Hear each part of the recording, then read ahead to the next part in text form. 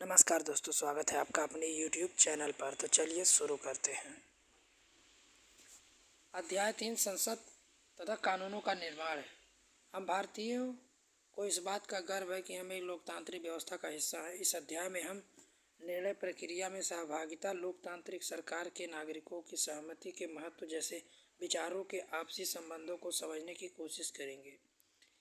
यही वह तत्व हैं जो सम्मिलित रूप से भारत में लोकतांत्रिक व्यवस्था का निर्माण करते हैं। इस बात की सबसे अच्छी अभिव्यक्ति संसद के रूप में मिलती है। इस अध्याय में हम देखेंगे कि किस तरह हमारी संसद देश के नागरिकों को निर्णय प्रक्रिया में हिस्सा लेने और सरकार पर अंकुश रखने में मदद देती है। इसी आधार पर भारतीय संसद लोकतंत्र का सबसे महत्वपूर्ण प्रतीक और संविधान का केंद्रीय तत्व है।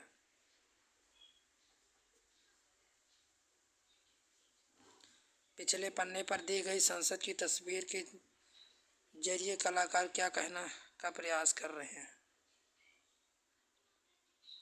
इस चित्र में एक मतदाता इलेक्ट्रॉनिक वोटिंग मशीन ईवीएम के इस्तेमाल की विधि पढ़ रहा है। 2004 में आम चुनाव में पहली बार पूरे देश में ईवीएम का इस्तेमाल किया गया। इस चुनाव में ईवीएम इस्तेमाल में लगभग और पेड़ों की रक्षा हुई, क्योंकि मतपत्रों की छपाई और इन पेड़ों को कटान पर 8,000 टन कागज बनता था।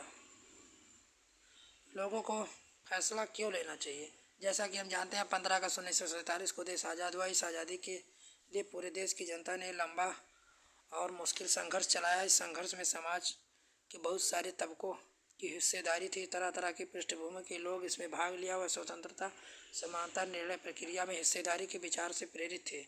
औपनिवेशिक शासन के तहत लोग ब्रिटिश सरकार से भयभीत रहते थे। वह सरकार के बहुत से सारे फैसले से असहमत थे, लेकिन अगर वे इन फैसलों का आलोचना करते थे तो भारी खतरनाकों का सामना करना पड़ता था। स्वतंत्रता आंदोलन के ने यह स्थिति बदल डाली। राष्ट्रवादी खुलेआम ब्रिटिश सरकार की आलोचना करने लगे, अपनी मांग पेश करने लगे। 1855 भारतीय राष्ट्रीय कांग्रेस ने मांग की कि विधायिका में निर्वाचित सदस्य होने चाहिए और उन्हें बजट पर चर्चा करने एवं प्रश्न पूछने का अधिकार होना चाहिए। 1909 में बने गवर्नमेंट ऑफ इंडिया एक्ट के कुछ हद तक निर्वाचन प्रतिनिधित्व की व्यवस्था की मंजूरी दी गई। हालांकि ब्रिटिश सरकार इसके अंतर्गत बनाई गई ये शुरुआती विधायिका राष्ट्रवादियों को बढ़ते जा रहे दबाव के कारण ही बनी थी, लेकिन इसमें सभी वयस्कों को ना तो वोट डालने का अधिकार था, ना ही आम लोगों को निर्णय में प्रक्रिया में हिस्सा ले सकते थे। जैसा कि आपने पहले अध्याय में पढ़ा, औपनिवेशिक शासन के अनुभव, स्वतंत्रता संघर्ष, तरह तरह के लोगों की हिस्सेदारी के आधार पर राष्ट्रवादियों को विश्वास हो गया था कि स्वतंत्र भारत में सभी लोग जीवन को प्रभावित करने वाले फैसले हिस्सा लेने की क्षमता रखते हैं। स्वतंत्र भारत मिलने पर हम एक स्वतंत्र देश नागरिक बनने वाले थे, लेकिन इसका क्या मतलब नहीं था कि सरकार जो चाहे कर सकती है। इसका मतलब यह है कि सरकार को लोगों की ज़रूरतों और उनकी मांग प्रति संवेदनशील रहना होगा।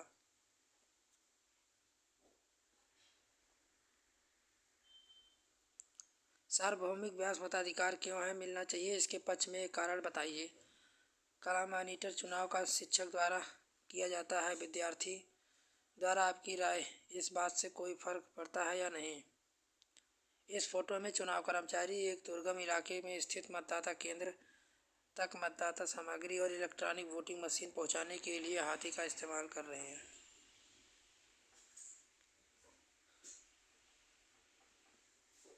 लोगों और उनके प्रतिनिधि सहमति का विचार लोकतंत्र की प्रस्थान बिंदु होता है। सहमति का मतलब यह है कि स्वीकृति, लोगों की हिस्सेदारी, लोगों का निर्णय ही लोकतांत्रिक सरकार का गठन करता है, इसके कामकाज के बारे में फैसला देता है। इस तरह के लोकतंत्र के पीछे मूल सोच यही होता है कि व्यक्ति या नागरिक ही सबसे महत्वपूर्ण है और सैद्धांतिक स्तर पर सरकार एवं अन्य सार्वजनिक स्थानों में इन नागरिकों की आस्था होनी चाहिए। व्यक्ति सरकार को अपनी मंजूरी कैसे देता है? जैसा कि आपने पढ़ा है, मंजूरी देने का एक तरीका चुनाव है। लोग संसद के लिए अपने प्रतिनिधि का चुनाव करते हैं। इन्हीं निर्वाचित प्रतिनिधियों में से एक समूह सरकार बनाता है। जनता द्वारा चुने गए सभी प्रतिनिधियों के चुनाव समूह को ही संसद संसद कहा जाता है। संसद सरकार को नियंत्रित करती है, इसका मार्गदर्शन करती है। इस लिहाज से अपने निर्वाचित प्रतिनिधियों के माध्यम से लोग सरकार बनाते हैं और उस पर नियंत्रण रखते हैं।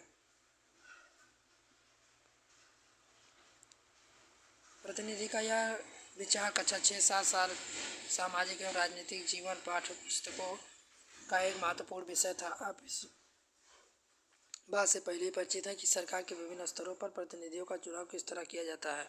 आइए निम्न अभ्यास को इन विचारों को एक बार फिर दोहरा लें।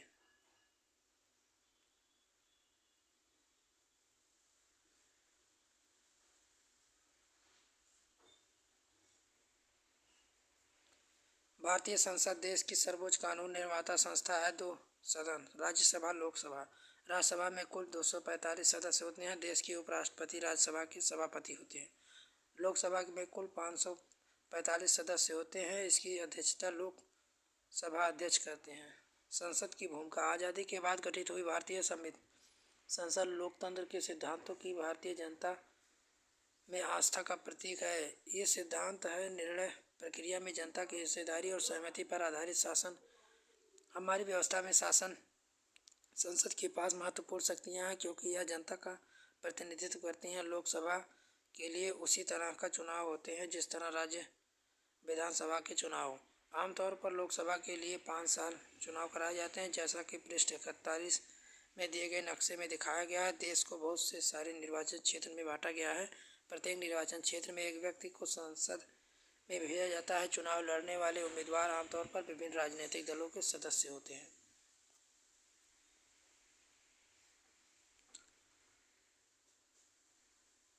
नीचे दी गई तालिका के माध्यम से आइए बात पर समझने का प्रयास करें।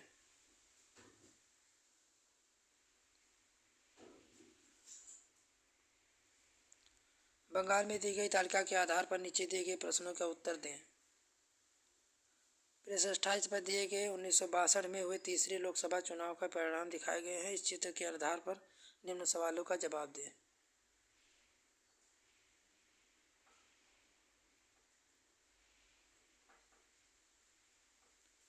राष्ट्रीय दल, राज्य स्तरीय दल, क्षेत्रीय।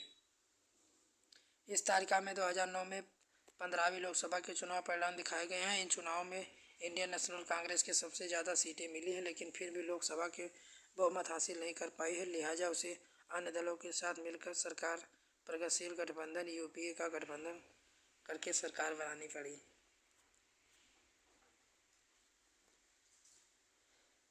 राष्ट्रीय सरकार का चुनाव। भारतीय संसद में उपराष्ट्रपति 2 सदन होते हैं, राज्यसभा और लोकसभा। लोकसभा चुनाव के बाद सांसदों की एक सूची बनाई जाती है जिसमें पता चलता है कि किस राजनीतिक दल के कितने सांसद हैं। यदि कोई राजनीतिक दल सरकार बनाना चाहते हैं तो उसे निर्वाचित सदस्यों में से बहुमत प्राप्त करना होता है। चूँकि लोकसभा में कुल 543 सदस्य होते हैं, 2 मनोनीत सदस्य, इसलिए बहुमत हासिल करने के लिए लोकसभा में किसी भी दल के पास 272 सदस्य होने चाहिए। संसद में बहुमत प्राप्त वाले दल गठबंधन का अंग नहीं होने वाले राजनीतिक दल विपक्षी दल कहलाते हैं। भारत का प्रधानमंत्री लोकसभा के सत्ताधारी दल का मुखिया होता है। प्रधानमंत्री अपने दल के सांसदों में से मंत्रियों का चुनाव करता है जो प्रधानमंत्री के साथ मिलकर फैसले लागू करते हैं। ये मंत्री स्वास्थ्य, शिक्षा, वित्त इत्यादि सरकारी कार्यों का जिम्मा संभालते हैं।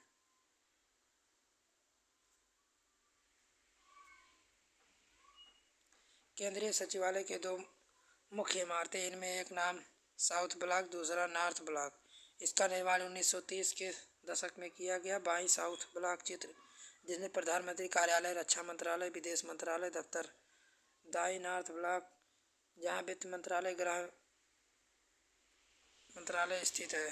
केंद्र सरकार के अन्य मंत्रालय नई दिल्ली की विभिन्न इमारतों में स्थित हैं।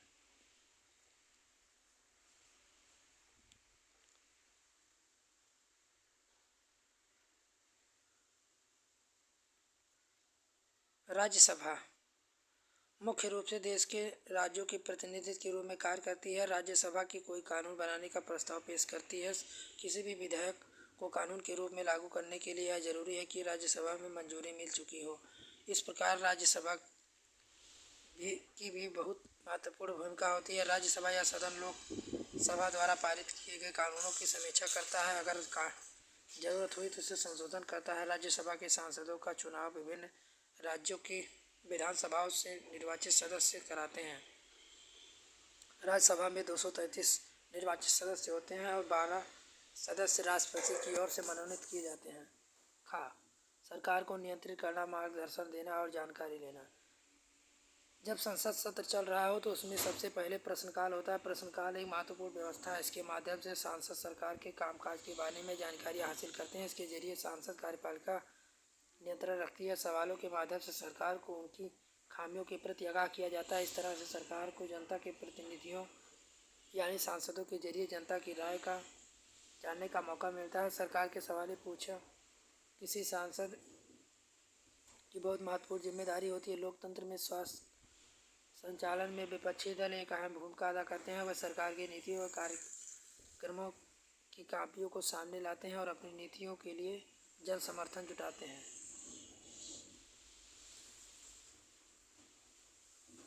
संसद में पूछे गए प्रश्न का उदाहरण।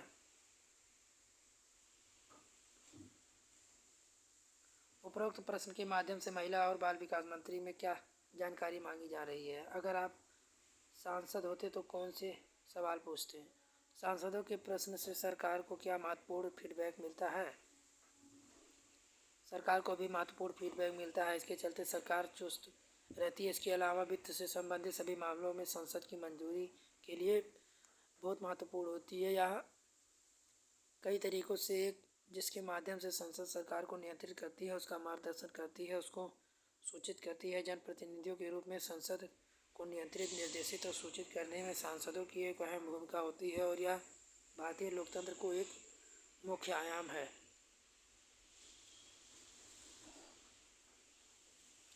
इस किताब में मनमाना शब्द का इस्तेमाल पीछे भी आ चुका है। अध्याय 1 में संकलन में आप इसका मतलब पढ़ चुके हैं। अब इस कारण बताइए कि 1870 के राजद्रोह में कानून को मनमाना क्यों माने जाते थे। 1870 का राजद्रोह कानून किस प्रकार कानून के शासन का उल्लंघन करता है? नए कानून किस तरह बनते हैं? कानून बनाने में संसद में महत्वपूर्ण भूमिका होती है। प्रक्रिया कई तरह आगे बढ़ती है। आमतौर पर पहले समाज के विभिन्न समूहों की खास कानून के लिए आवाज़ उठाते हैं। यह संसद की जिम्मेदारी है। विभिन्न लोग सामने आ रही समस्याओं के प्रति संवेदनशील हो। आइए, घरेलू हिंसा का सवाल किस तरह संसद में सामने लाया गया? घरेलू हिंसा रोकथाम कानून बनाने की प्रक्रिया क्या थी?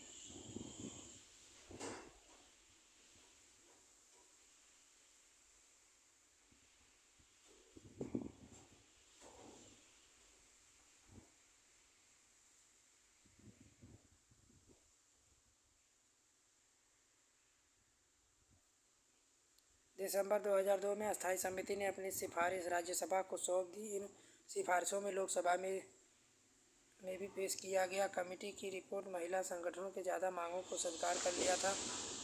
2005 में संसद के सामने एक नया विधेयक पेश किया गया। दोनों सदनों में मंजूरी मिल जाने के बाद भी राष्ट्रपति के पास स्वीकृति के लिए भेजा दिया गया। 2006 में घरेलू हिंसा महिला सुरक्षा कानून लागू हुआ।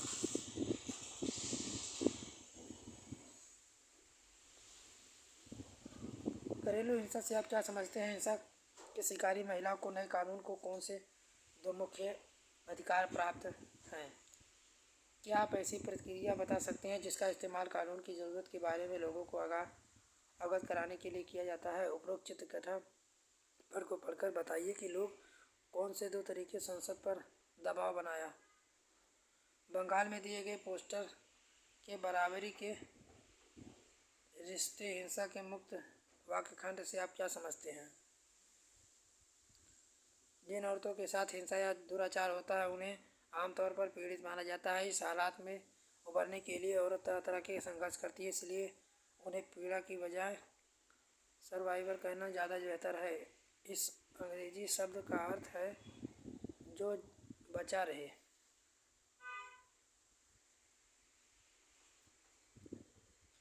जैसा कि आपने कानून शासन पर केंद्र शासित पिछले भाग में पढ़ा है, भारतीय राष्ट्रवादी खेमा अंग्रेजों द्वारा थोपे जा रहे मनमाने और दमनकारी कानूनों का विरोध व उसकी आलोचना करता है। इतिहास में हमें ऐसे बहुत सारे लोग और समुदाय दिखाई देते हैं जिन्हें न्यायपूर्ण कानूनों को खत्म करने के लिए संघर्ष किया। कक्षा 7 की पुस्तक में आपने पढ़ा कि रोजा पार्क्स नामक अफ्रीकी महिला ने 1 दिसंबर 1955 को एक श्वेत व्यक्ति के लिए बस में अपनी सीट छोड़ने से इनकार कर दिया था।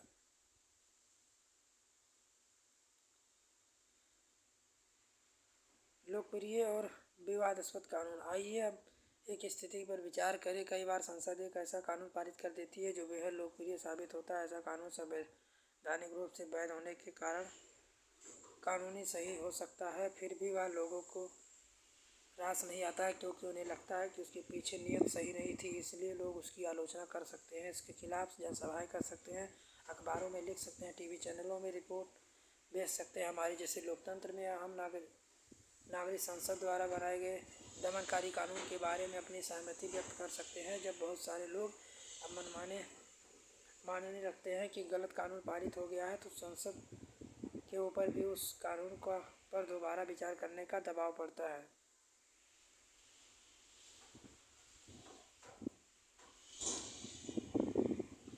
एक सप्ताह तक अखबार पढ़े, टेलीविज़न पर खबरें देखें, पता लगाइए क्या कोई ऐसा लोकप्रिय कानून है जिसका भारत कहीं और लोग विरोध कर रहे हैं। ऊपर दी गई तस्वीरों में अन्यायपूर्ण कानूनों के विरुद्ध कुछ अन्य तरीकों से दिखाए गए हैं। हमें इस बात पर ध्यान रखना चाहिए कि नागरिकों के रूप में हमारी भूमिका प्रतिनिधियों के चुनाव के साथ खत्म नहीं होती है। इसके बाद भी हम अखबारों और अन्य संचार माध्यमों के जरिए इस बात पर नज़र रखते हैं कि संसद क्या कर रहे हैं। अगर हमें लगता है कि वे सही काम नहीं कर रहे हैं तो हम उसकी आलोचना कर सकते हैं। इस प्रकार हम इस बात को सदा ध्यान में रखना चाहिए कि लोगों की ज़िंदगी हिस्सेदारी होगी और जितने उत्साह से जुड़ेंगे उतना ही संसद को अपना काम सही ढंग से करने में मदद मिलेगी। संकलन शब्द।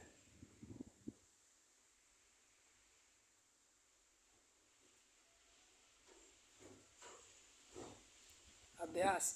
राष्ट्रवादी आंदोलन ने विचार का समर्थन किया। सभी वयस्कों को मत देने का अधिकार होना चाहिए।